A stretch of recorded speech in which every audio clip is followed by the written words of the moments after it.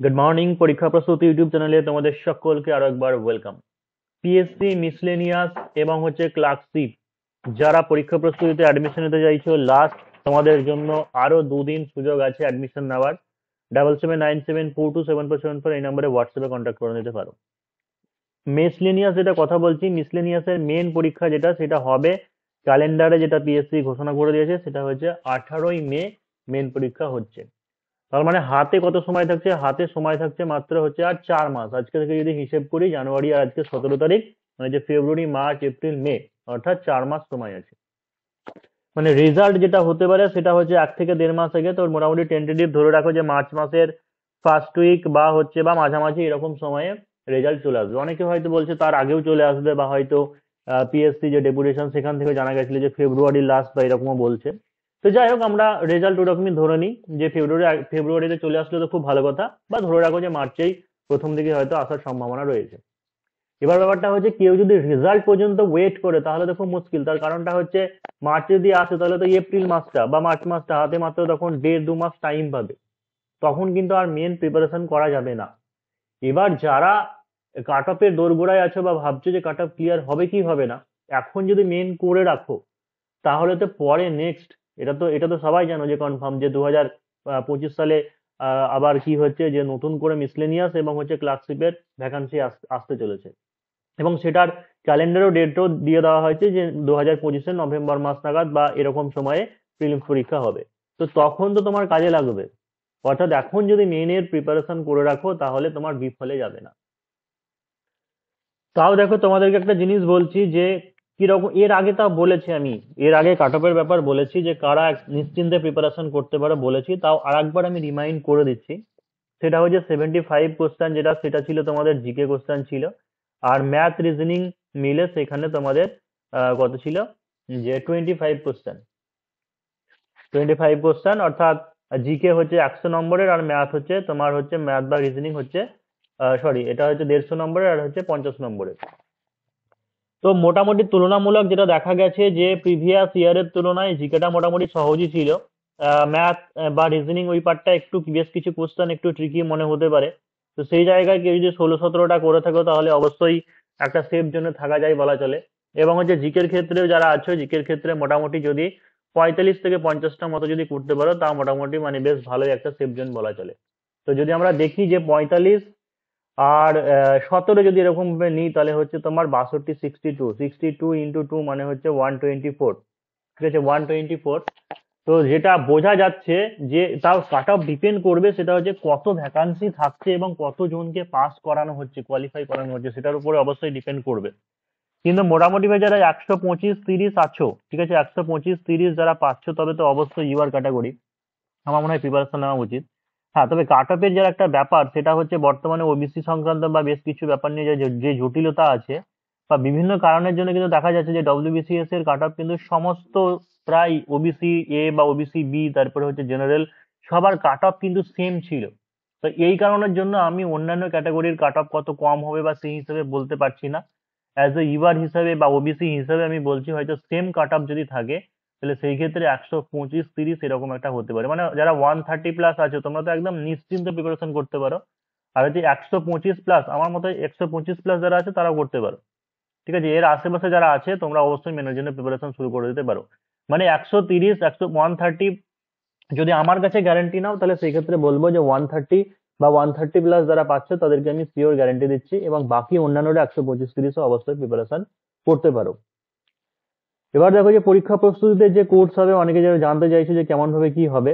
তো সব ক্লাস দেখো, যে সমস্ত ক্লাস যেগুলো মিসলেনিয়াসে সব লাইভ ক্লাস হবে, সাথে রেকর্ডিং এবং পিডিএফ থাকবে। এরকম নয় যে কেউ ভাবছে যে আমি হয়তো রেকর্ডিং সমস্ত কিছু নিয়ে নিলাম, যে নিজের মতো করে দেখলাম, সেরকম নয়। যে প্রত্যেকটা ক্লাস, সবই ক্লাস কি হবে, রেকর্ডিং চলবে।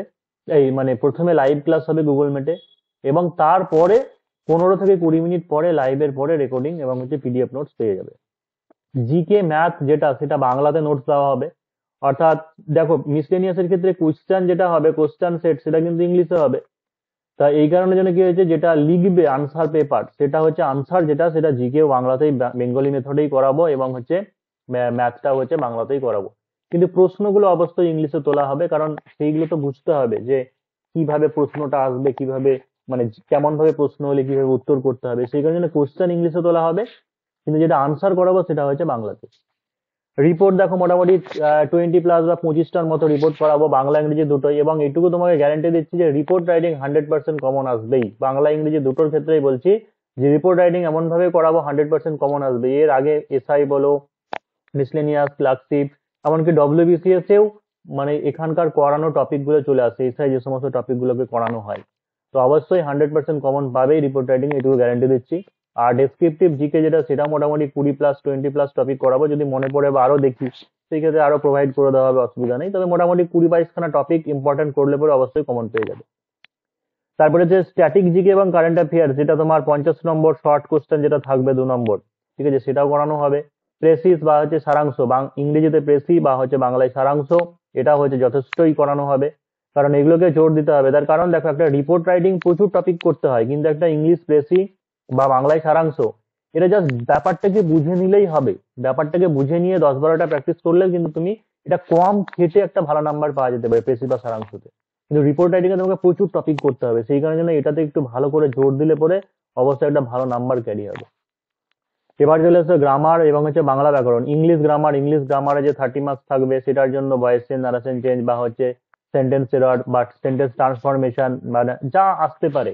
তারপরে যে শুদ্ধ বানান, মানে সঠিক বানান, ইডিয়াম খেয়ে যদি সেন্টেন্স তৈরি করা, এগুলো থাকবে। বাংলা ব্যাকরণের ক্ষেত্রে সেরকমই শুদ্ধ বানান, তারপরে যে ইডিয়াম ফ্রেজ দিয়ে সেন্টেন্স তৈরি করা, ওয়ান ওয়ার্ড সাবস্টিটিউশন, এক কথায় প্রকাশ। দেখো আরেকটা জিনিস, যে লাস্ট প্রিভিয়াস ইয়ারের কোশ্চেন গুলো দেখলে কারক বিভক্তি বা সমাস বা সন্ধি বিচ্ছেদ, এই সমস্ত জায়গা থেকে কিন্তু মিসলেনিয়াসে কোশ্চেন আসেনি, কিন্তু এবার হয়তো দিতেও পারে। সেই কারণে এই টপিক গুলোকেও করিয়ে রাখবো, ঠিক আছে, বারবার বলা হয়েছে এই টপিক গুলোকেও করিয়ে রাখবো।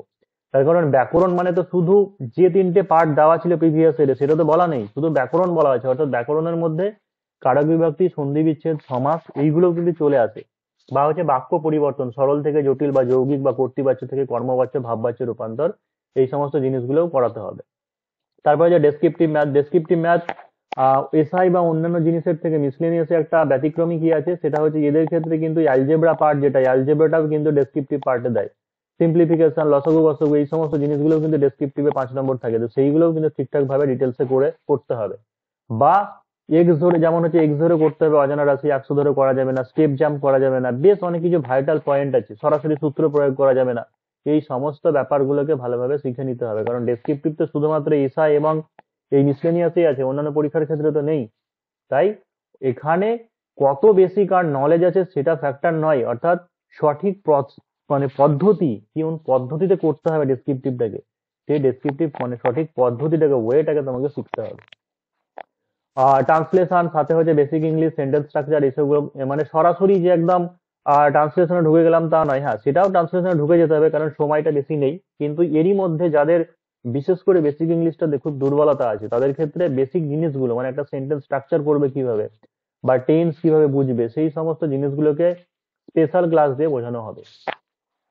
আর প্রতিটি টপিক করানোর পরে বাড়ির জন্য হোম টাস্ক থাকবে। দেখো প্রথম থেকেই যে যেমন মতো একটা জিনিস দেখো, যে ধরো 50-60 জন হয়তো স্টুডেন্ট আছে, এবার সবাই তাদের নিজেদের নিজেদের মতো করে নিজে একটা কিছু করছে দিয়ে পাঠাচ্ছে, সেটা করলে তো চেক করা অত সম্ভব নয়।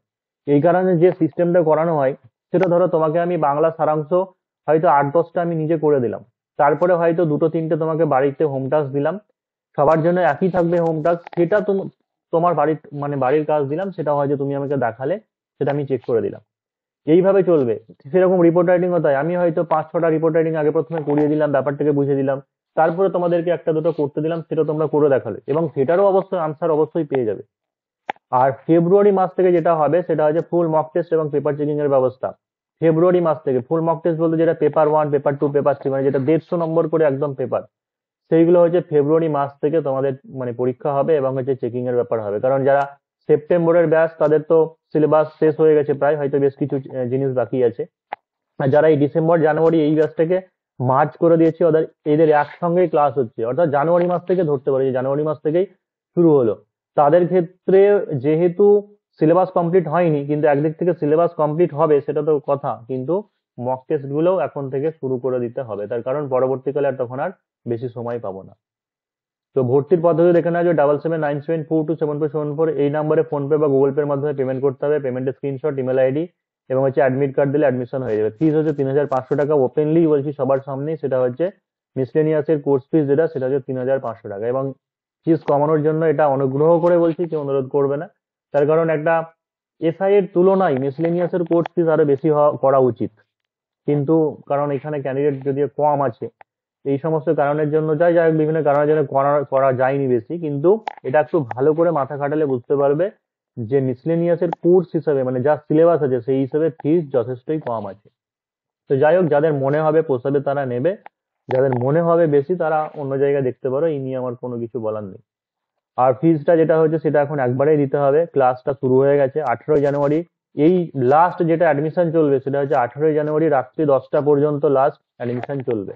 এবং নতুন যারা ভর্তি হচ্ছে, অ্যাডমিশন নিচ্ছ বা নিয়েছো, তাদেরকে আগের সমস্ত ক্লাস বা নোটস বা হচ্ছে এক্সট্রা ক্লাস দিয়ে তাদের সঙ্গে টেনে দেওয়া হবে, একসঙ্গে করে দেওয়া হবে। রুটিনের ব্যাপার দেখে নাও, রুটিন যেটা সেটা হচ্ছে রবিবারের দিনকে বাংলা সারাংশ হচ্ছে বাংলা ব্যাকরণ সন্ধ্যাবেলা 7টা 45। নেক্সট হচ্ছে মঙ্গলবার আছে জিকে 10টা 45, অর্থাৎ এখানে ডেসক্রিপটিভ পার্টটাও থাকবে এবং শর্ট পার্টটাও থাকবে। তারপরে বুধবারের দিনকে হচ্ছে রিপোর্ট বা হচ্ছে প্রেসি লেখা ইংলিশে, সেটা হচ্ছে 7টা 45 সন্ধ্যাবেলা। শুক্রবারের দিনকে হচ্ছে ইংলিশ গ্রামার এবং সেই সাথে হচ্ছে ট্রান্সলেশন সন্ধ্যাবেলা 7টা 45। শনিবারের দিনকে হচ্ছে ম্যাথ সন্ধ্যাবেলা 7টা 45। এমনিতেও যে ইংলিশ যে রিপোর্ট রাইটিং লেখানো হয় সেটাও আগে যেমন বাংলা করে নেওয়া হয়, ঠিক আছে, হয়তো অনেকে বলবে বাংলা প্রতিবেদন তাহলে কবে, বা এই প্রতিবেদন রাইটিং যেটা সেটা হচ্ছে বাইলিঙ্গুয়াল প্রসেসে হয়, মানে বাংলায় আগে রিপোর্ট করে নিয়ে তারপরে ইংরেজিতে ট্রান্সলেশন করা হয়। তাহলে সেটা হচ্ছে ট্রান্সলেশনও প্র্যাকটিস হয়ে গেলে, সেই সঙ্গে যে বাংলা ইংরেজি বোথ তোমাদের রিপোর্ট রাইটিংটা প্র্যাকটিস হয়ে গেল। তো এইভাবে করানো হবে। যারা পরীক্ষা প্রস্তুতি, আরো একবার লাস্ট বলে দিচ্ছি, যারা অ্যাডমিশন নিতে চাইছো 7797427474 এই নম্বরে হোয়াটসঅ্যাপে কন্ট্যাক্ট করে নিতে পারো। দেখো ডিটেল সমস্ত কিছু বললাম, এরপরেও তোমরা অনেকে ফোন করে ডিস্টার্ব করো, মানে এটা হবে কিনা সেটা হবে কিনা। এই যে একটা ব্যাপার, যে যদি কারো ভরসা থাকে যে সঠিক পদ্ধতিতে করাবো বা স্ট্র্যাটেজি নিয়ে করাবো বা যে জিনিসগুলো বললাম, তাহলে সেই ক্ষেত্রে নিশ্চিন্তে ভর্তি হয়ে যাও। আর একটা, তোমরা যদি নিজেরাই সব জানো যে দাদা এই এই নোটটা করাবেন কিনা, এই জিনিসটা করাবেন কিনা, এটা যদি আমাকে জিজ্ঞাসা করতে হয় তাহলে জানবো আমাদের প্রতি ভরসা নেই, মানে আমার প্রতি ভরসা নেই, তাহলে করা দরকার নেই, ছেড়ে দাও। আর যদি মনে হয় যে না ঠিকঠাক জানে এখানে স্ট্র্যাটেজি হয়, মানে সেই মেনে বা অ্যাজ এ মানে মিসলেনিয়াস তুমি চাকরিটা পেতে গেলে পরে সেই সিলেবাস বা সেই স্ট্র্যাটেজি অনুযায়ী হবে, সেই বিশ্বাস ভরসা যদি থাকে তাহলে অবশ্যই অ্যাডমিশন হয়ে যাও, নিরাশ হবে না, অবশ্যই কাজে লাগবে।